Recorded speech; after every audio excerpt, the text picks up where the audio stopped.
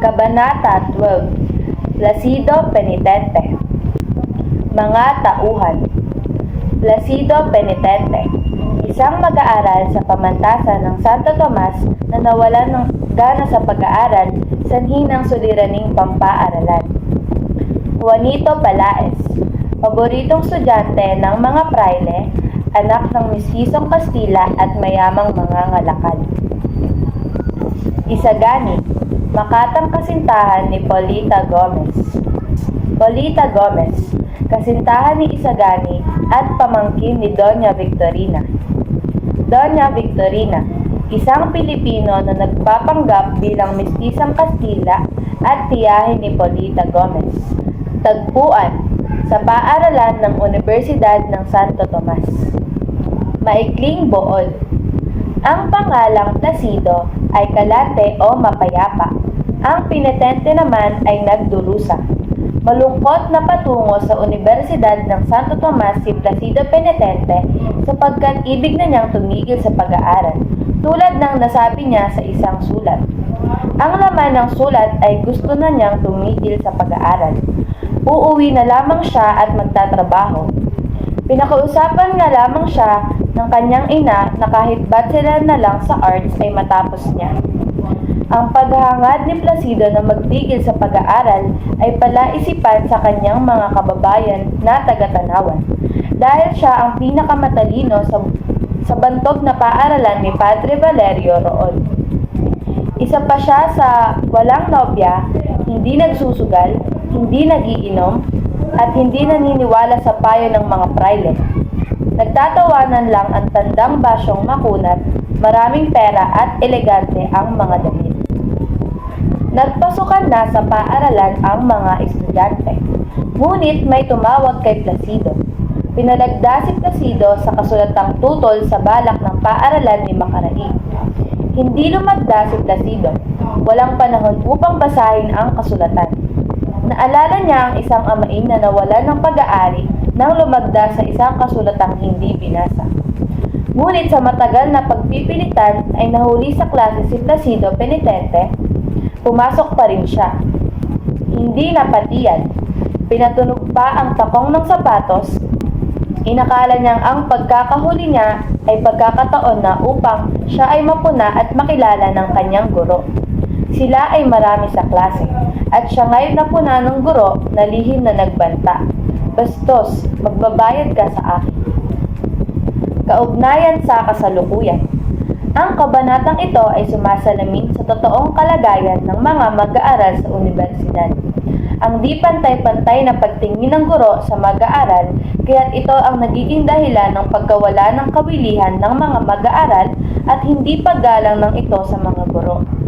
Nangyayari rin sa kasalukuyan ang tinatawag na favoritism dahil lang sa ang posisyon at katayuan sa buhay ay mas nakaaangat. Magandang araw sa inyo, aking kamag-aral. Ngayon naman ay tunghayan natin ang ika-13 kabanata kung saan ito ay pinamagatang ang klase sa pisika. Kilalanin natin ang mga tauhan dito na sina Padre Milion, Juanito Palaez at Placido Penitente. Si Padre Milion sa kabanatang ito ay makilala natin bilang isang guro na nakapagtapos ng filosofiya at teolohiya. Habang si Juanito Palaez naman ay isa sa kinagigiliwan ni Padre Milion sa klase at huli siya sa pinakasalan ni Pauleta Gomez. Si Placido Penitente naman ay isang estudyanteng nais na tumigil sa pag-aaral na anak ni Kabesang Andang na nilait ni Padre Milion matapos hindi masagot ang tanong nito. Ngayon naman, ang tagpuan ng kabanata ay sa silid ng klase ng pisika. Isang mahabang rectangular na bulwagan na may maluluwang na bintana at mga batong hagdanan na may kahoy sa isang paaralan. Naman ay basahin natin ang maikling buod. Ang silid ng klase sa pisika ay isang mahabang rectangular na bulwagan na may maluluwang na bintana at mga batong hagdanan na may kahoy. Nakaayos ang mga estudyante ayon sa kanilang mga apelyido. Wala masyadong palamuti ang silid at ang mga kagamitan pisika ay nasa isang aparador. Si Padre Milion, isang Dominikanong pare at guro sa klase sa pisika, ay kilala sa filosofiya mula sa kolehiyo ng San Juan de Letran. Nasa tapat ng pintuan at sa ilalim ng larawan ni Santo Tomas de Aquino ang upuan ng profesor. Una niyang tinawag ang antuking estudyante na parang iskuba ang buhok. Sunod naman si Pelaez. Sumisinya si Pelaez kay Placido sa pamamagitan ng pagtapak sa paa nito. Para bang sinasabi na idikta sa kanya ang sagot. Dahil dito'y napasigaw sa sakit si Placido at siya'y napagalitan ni Padre Milion. Tinawag siya nito Espiritu Sastre at Pakialamero.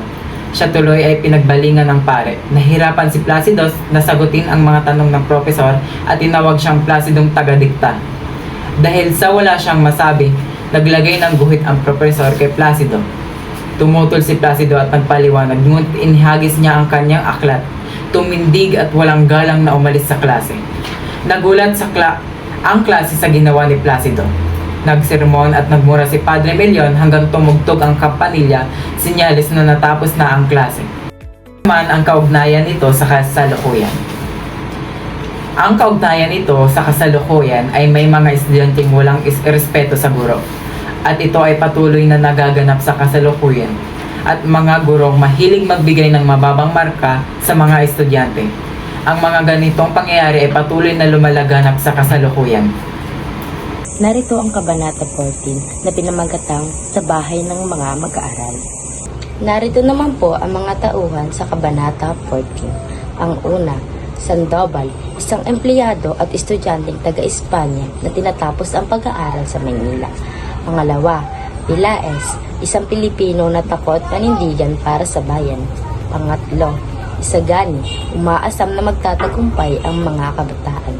Pang-apat, Makaraig, may-ari ng malaking bahay na tinitirhan at inuupahan ng mga mag-aaral. 5. Pekson, pesimistiko, isang tabatsoy na may tawang sinduwag ng isang bungok.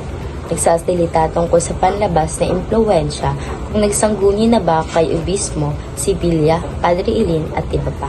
At ang tagpuan naman po sa Kabanata 14 ay sa bahay na tinitirhan ng isang estudyanteng si Makaraig. Narito ang maikling puod ng Kabanata 14. Sa maluwag at malaking bahay ni Makaraig, isang mayamang estudyante ng abogasya.